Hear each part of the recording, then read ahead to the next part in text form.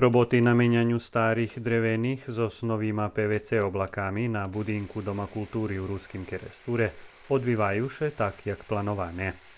Co się dotyka samych, ti sami oblaki, to sme prešlého roku nam się pospíšalo odnosno dostať peniazy u finansijnim planu za 2022 rok i praktično sme takoj, kad nam chvíľa dopušťala, mi rušeli do toho projekta. Tot projekat, znači praktično menjame všetky oblaky.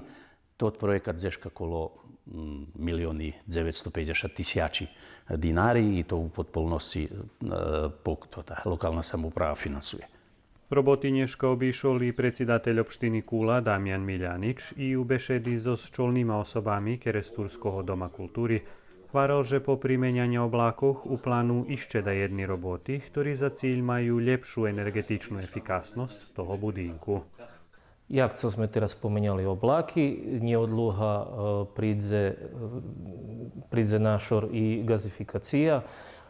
Máme ostatnú informáciu, že od predsjedatelja opštiny, že veci še na uhlje nebude topiť nigde, pretože to bolo veľa problémy.